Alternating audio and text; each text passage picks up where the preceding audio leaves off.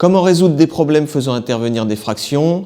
C'est ce que je vais te présenter dans cette vidéo. Tu vas voir, rien de très compliqué, mais il y a quand même une méthode spécifique à respecter. Allez, on voit ça juste après, c'est parti! Petit rappel, si tu n'as pas encore regardé les autres vidéos sur ce thème sur ma chaîne, une fraction est un nombre qui permet de partager une unité en plusieurs parts égales. Attention, et c'est très important que tu le saches, l'unité à partager peut varier au cours de la résolution du problème. Pour t'expliquer la méthode, je vais te proposer 3 exemples différents.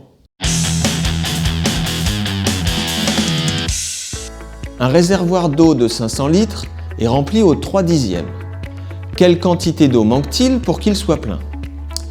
Pour résoudre ce problème, je vais d'abord regarder le dénominateur de la fraction. Il m'indique que l'unité, ici 500 litres, sera partagée en 10 parts égales. 500 divisé par 10 est égal à 50. À partir de là, je vais avoir 2 possibilités pour résoudre ce problème. Première possibilité, je vais m'occuper de la quantité d'eau déjà présente dans le récupérateur. Étant donné que ce récupérateur est rempli au 3/10 et qu'une part représente 50 litres, je fais 3 fois 50 et j'obtiens 150 litres. Il ne me reste plus qu'à ôter ces 150 litres des 500 litres de la capacité totale du récupérateur. 500 moins 150 est égal à 350. Deuxième possibilité, je vais m'occuper de la quantité d'eau manquante. Étant donné qu'il est rempli au 3/10, il manque donc 7/10 d'eau. Il ne me reste plus qu'à faire 7 fois 50 et j'obtiens là encore 350. Il manque donc 350 litres d'eau pour que le récupérateur soit plein.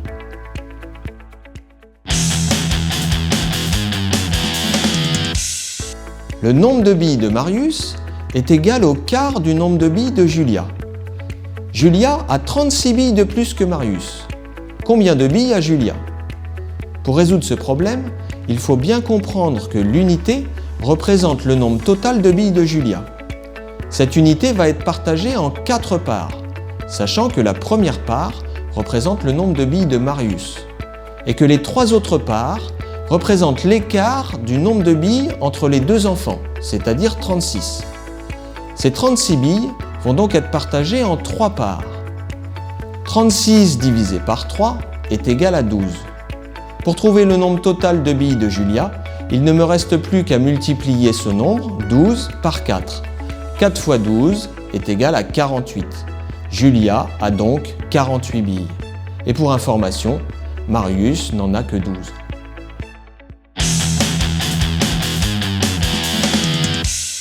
Dans un grand bocal, Iris a rangé ses perles de couleur. 1/3 de ces perles sont vertes, 1/12 de ces perles sont bleues, 5/12 de ces perles sont rouges et il y a 14 perles jaunes. Combien y a-t-il de perles de chaque couleur?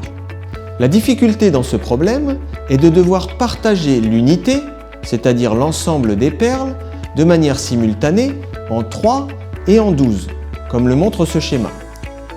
Une fois que cette illustration est réalisée, c'est assez simple. Je peux dire qu'1/3 est égal à 4/12. Et je peux également dire que les 14 perles sont représentées par 2 parts. Une part représente donc 7 perles. Après avoir fait tous mes calculs, je peux dire qu'Iris a 28 perles vertes, 7 perles bleues, 35 perles rouges et 14 perles jaunes. Voilà, cette vidéo est maintenant terminée. Petit conseil pour résoudre des problèmes faisant intervenir des fractions. Comme tu l'as vu dans les 3 exemples, j'ai utilisé des schémas. N'hésite surtout pas à faire de même. Si tu as aimé cette vidéo, n'oublie pas de mettre un pouce. N'hésite pas à la commenter si tu as des demandes ou des questions. Et si tu ne l'as pas encore fait, abonne-toi à cette chaîne, elle va te permettre de progresser rapidement en maths. On se retrouve très vite sur Happy pour d'autres vidéos. A plus, salut!